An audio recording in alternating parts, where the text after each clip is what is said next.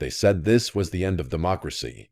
But the truly terrifying part was most people simply didn't care.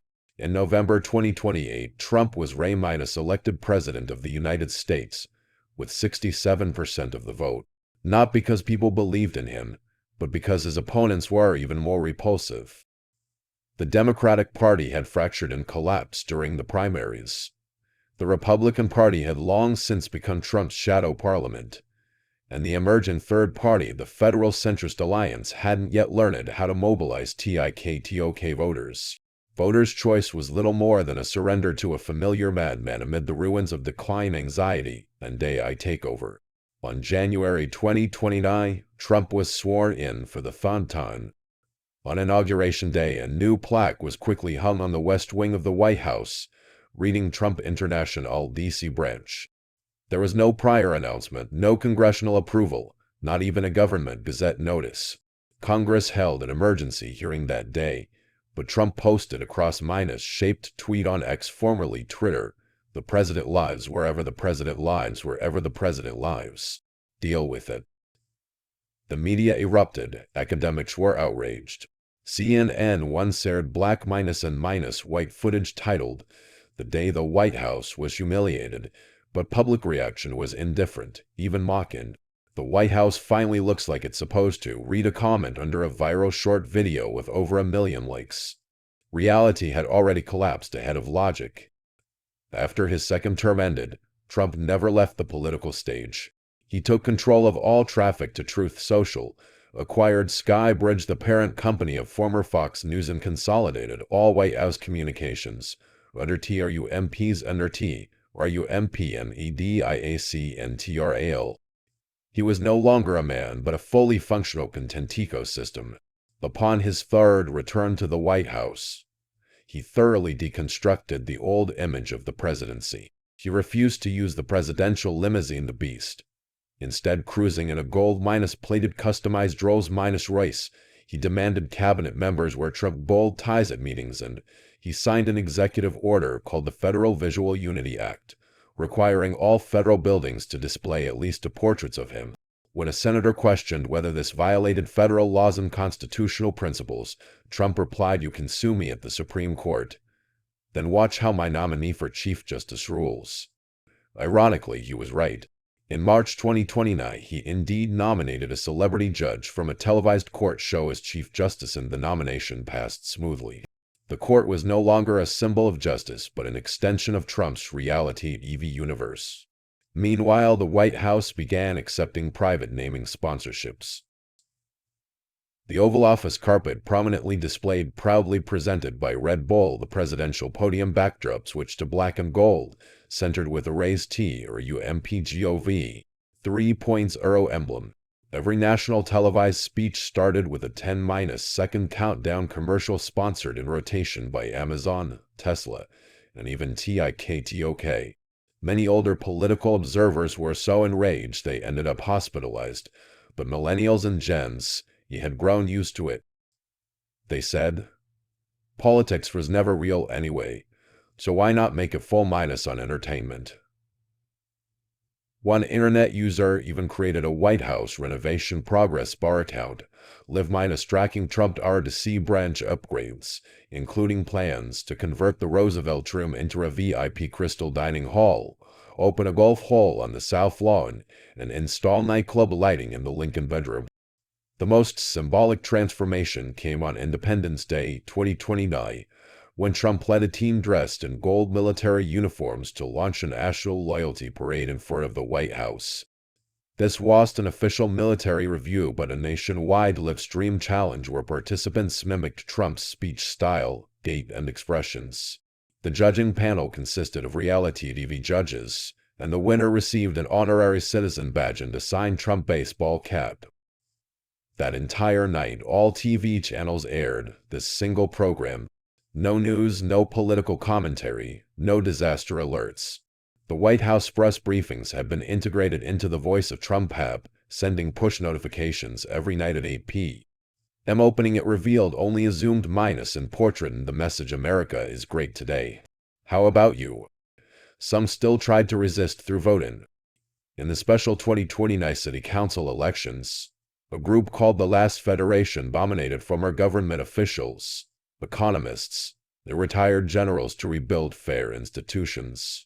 But their TV ads never got airtime. 95% of the nation's ad space was owned by TRUMPMEDIA, with the remainder controlled by Elon Musk's neural net. The real turning point came in early 2030. An executive order called the National Identity Revision Act by past Congressman was ruled in the national interest by the newly formed Flexible Constitutional Interpretation Committee. The act was straightforward. The U.S. president could extend their term until completing the reconstruction redefinition of the nation. The president alone would define the initiation and completion standards. Initially, people thought it was symbolic, a typical executive order doomed to die in media criticism. But Trump changed government operations with a GAMFE-drool approach. He launched the America Upgrade mission, assigning each state an achievement goal. Once achieved, the federal government rewarded the state with funds, tax exemptions, presidential video greetings, and even a national loyalty star for the governor. Failure triggered a punishment cycle: frozen federal funding, state AI broadcast takeover, playing improvements, adjustments 24/7, and eventual governance takeover for persistent non-compliance. By mid-2030, 42 out of 50 states had voluntarily declared mission completion, with bizarre achievements such as building golden Trump Tower models, erecting loyalty walls, and renaming landmarks with presidential terms.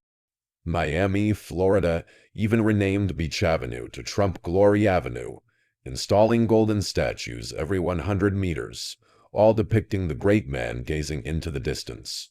Simultaneously, the White House officially closed traditional media reporter access, replacing it with a citizen reporter live hall, where all content was reviewed by Trump media and stamped with a presidential AI consent water.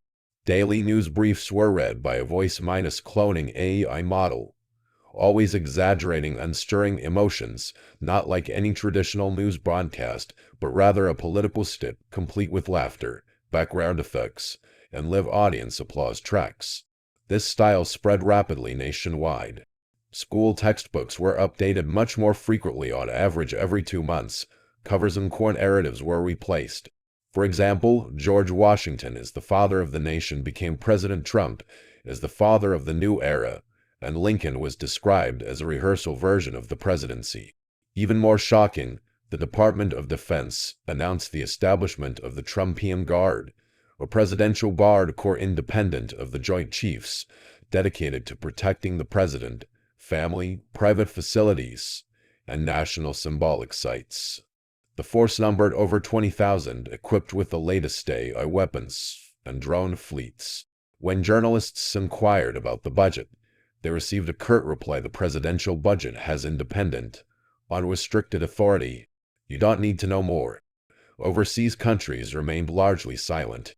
Europe was mired in its own energy crisis and refugee divisions. Many Asian nations maintained strategic silence due to economic dependence on the U.S. Only the Canadian Prime Minister tearfully admitted in an interview, "We no longer recognize that beacon of freedom." Trump tweeted with the comment, "Of course you don't. I made it shine brighter." By 2031, all passport covers had been renamed TRUMPAME, RICAGLOBALPASS, featuring the president's portrait as an anti-counterfeit mark. Every newborn automatically received a Trump New Generation medal, and birth certificates were the inscription witnessed by the great president. Birth records were uploaded to national databases to track national loyalty scores.